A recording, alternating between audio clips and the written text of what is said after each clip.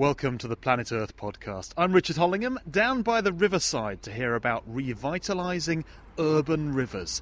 Also this time, the hot topics bothering conservationists in 2012. Nanotechnology is clearly an enormous area, and there are lots of exciting possibilities, including lots of exciting environmental possibilities, including graphene. As a material, it has all sorts of exciting properties that can be of great benefit.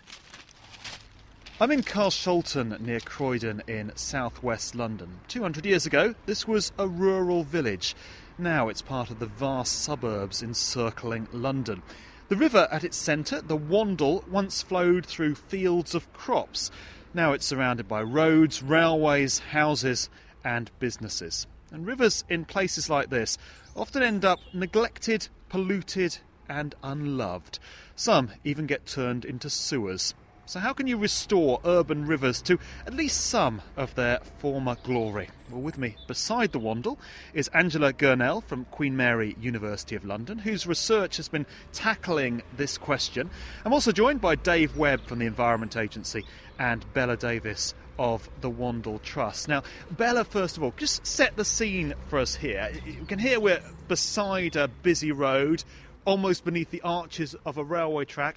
And the river itself, there's not a great deal to it. It's more a wide stream. At this point in the headwaters of the river, it certainly is a wide stream. Further downstream, it's obviously much wider. And what sort of things has this river been subjected to over the last, couple of hundred years? A couple of hundred years ago, this area was much more rural, and the river had already been impounded by lots of mills. It's actually known as one of the hardest worked rivers in the world for its size. And moving forward from then, we had the Industrial Revolution, and there was an awful lot of pollution went in, general disregard for rivers across the country. By the 1960s, it was an open sewer and more or less biologically dead. Through the 70s, it got very canalised and made very straight to help with flood defence issues. And then rolling forward to now, we're trying to restore many of the natural processes and natural habitats that would have been there.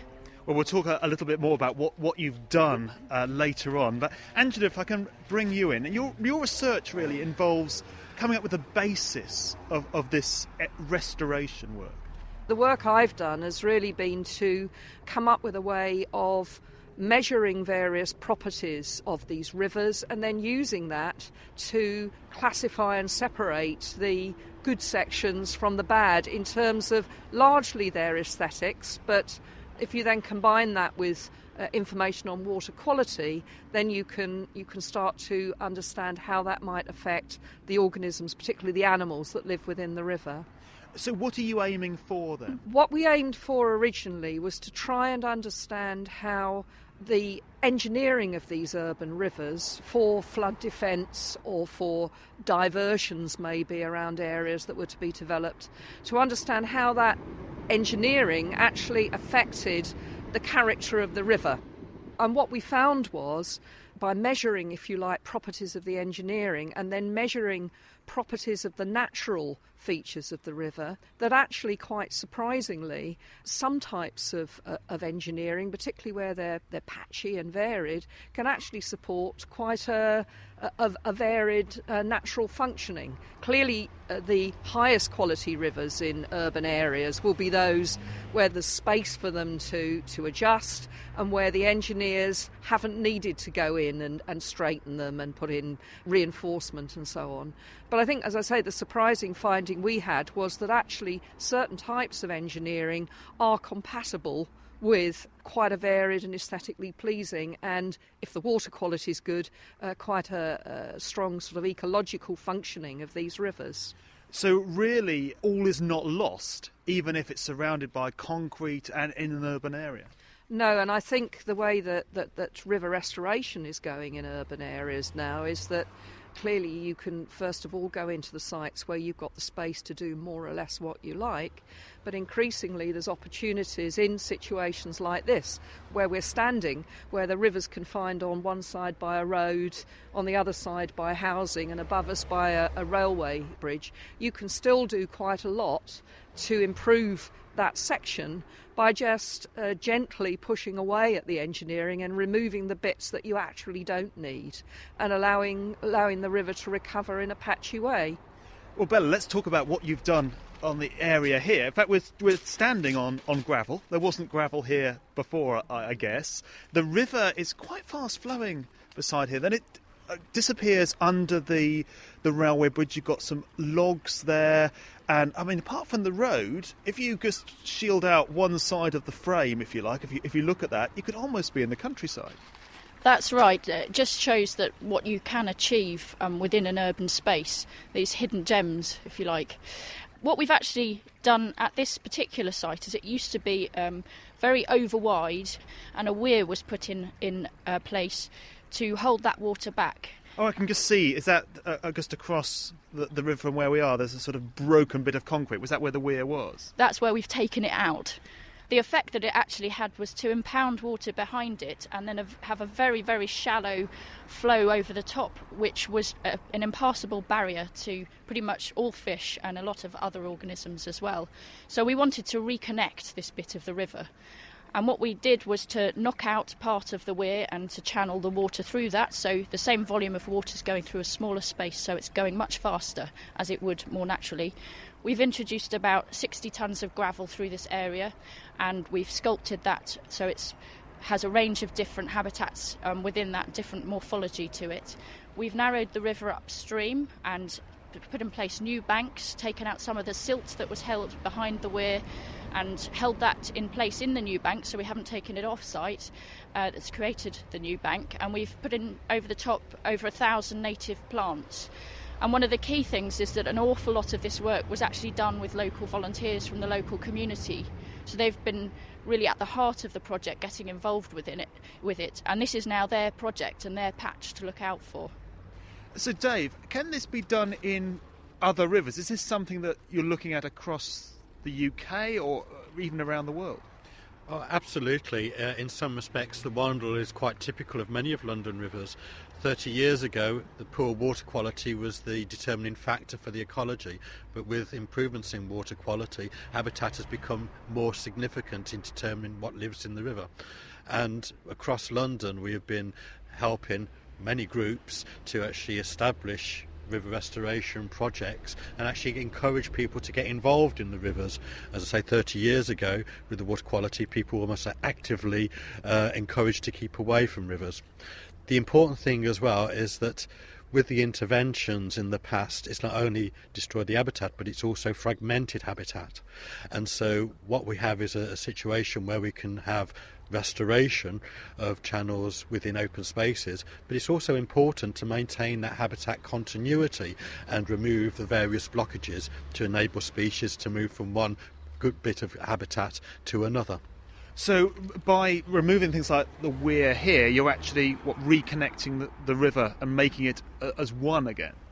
That's correct. So that enables species to utilise habitat they couldn't access before, but also importantly, it also makes the river more resilient to pressures such as extreme flooding events or even pollution, enabling species to be able to recolonise areas when unfortunately you do have problems. Bella, just in this area, have you noticed people are appreciating the river more? Yes, I think they are. We've spent quite a lot of time in this area over the last year, and we've taken particular care to inform everyone of what's going on and let them know that this is their patch and they can be involved as well. And over time, the increased interest in it has been quite magnificent, and we've had a lot of support from it. And particularly now, we've really delighted that we've created a lot of this habitat so that wild brown trout can reach their spawning grounds, and that's what a lot of the gravel was about, so that they have spawning beds, and they have actually spawned in this very section.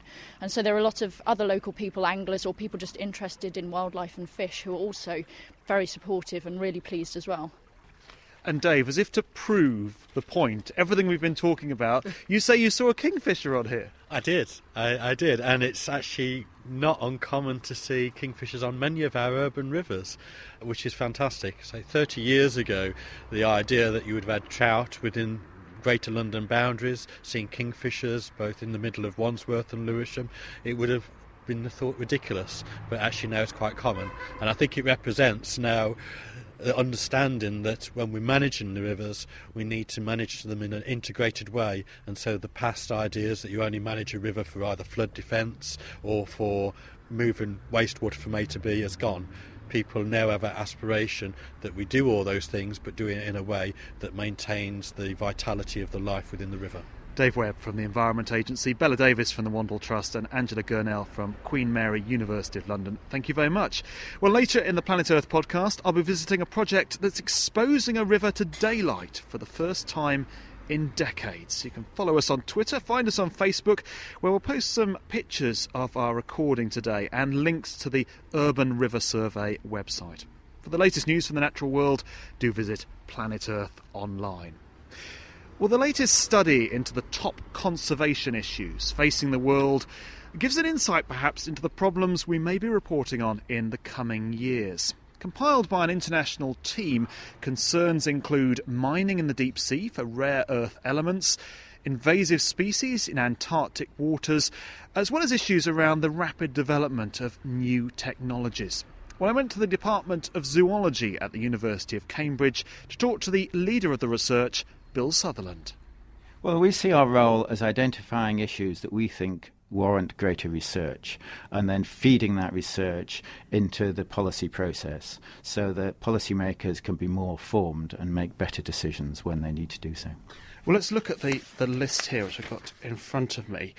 I won't run through all 15 issues, but there's certainly a key theme with the first four, all really marine conservation. You talk about warming of the deep sea, mining in the deep ocean, methane venting from the ocean floor, and climate-driven colonisations in Antarctic waters, by which you mean invasive species really moving into these pristine Antarctic territories.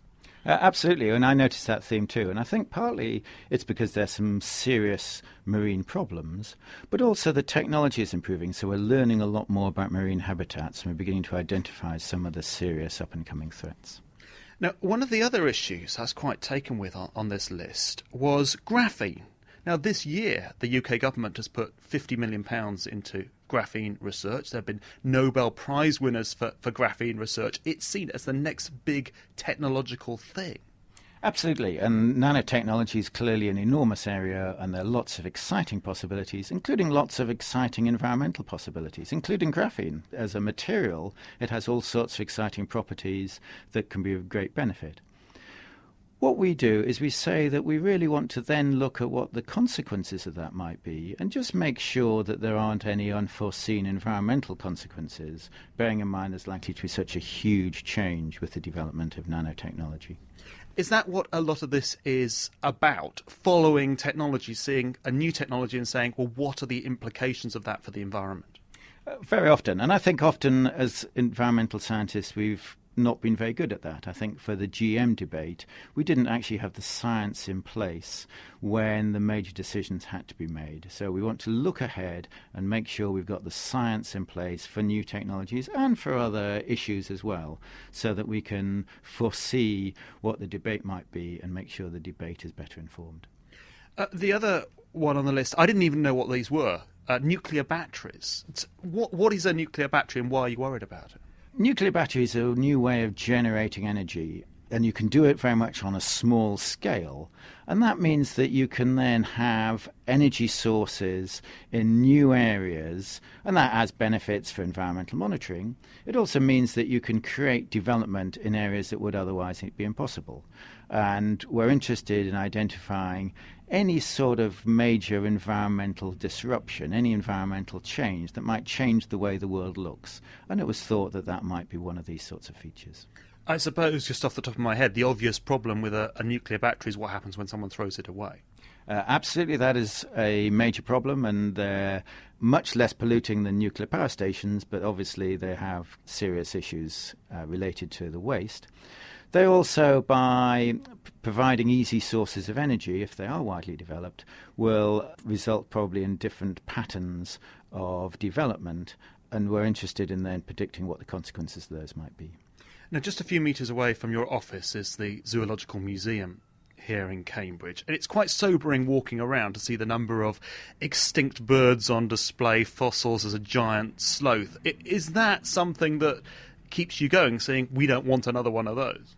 Absolutely. We're committed in Cambridge to developing conservation and making conservation more related to policymakers, and with the hope that we can then reduce the likelihood of future extinctions. That's clearly extremely important, and we're deeply committed to it.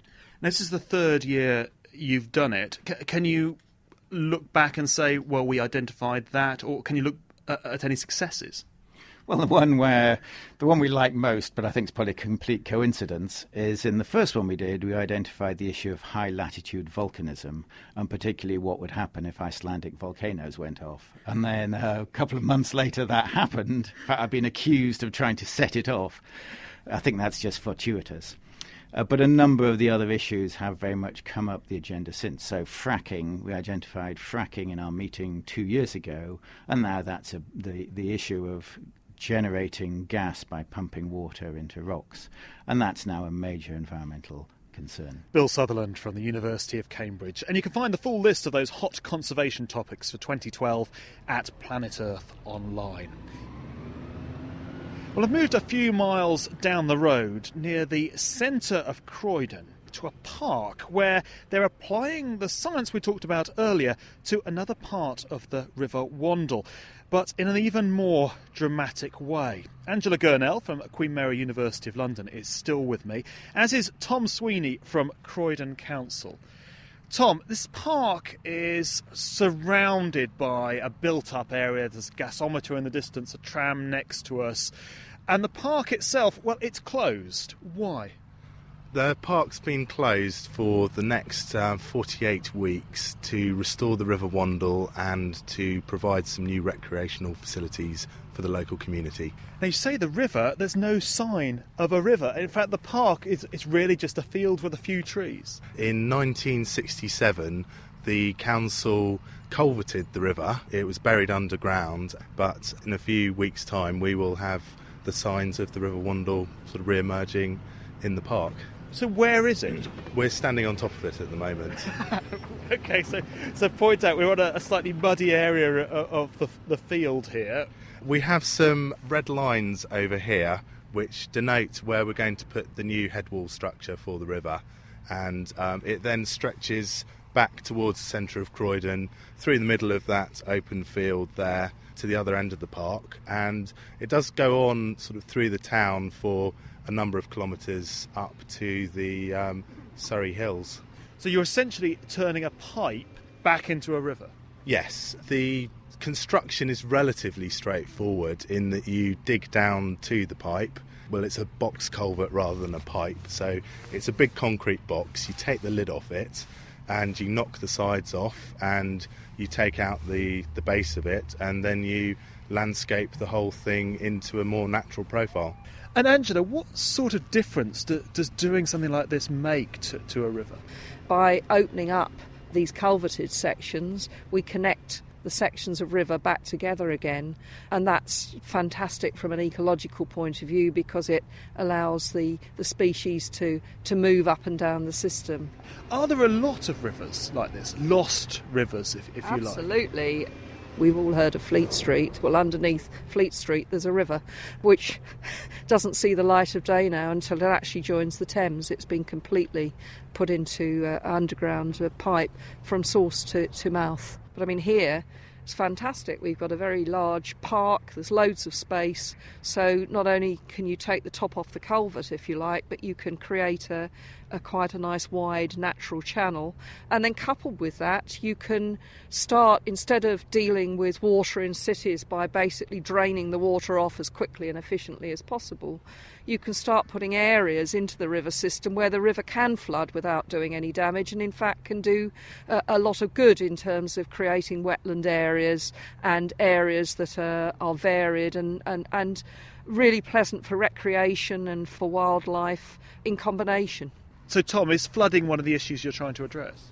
Yes, we've had to go through an extensive flood risk assessment process with the Environment Agency, and we show considerable benefits to the surrounding area. Effectively, the park will act as a large sump for water, particularly at times of high intensity rainfall events, and with climate change as well coming into it.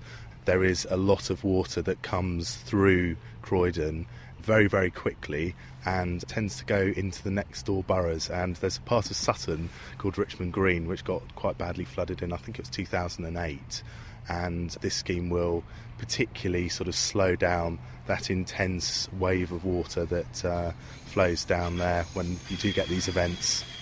Well, Angela and Tom, thank you both very much. And that's the Planet Earth podcast from the Natural Environment Research Council. From Croydon, thanks for listening.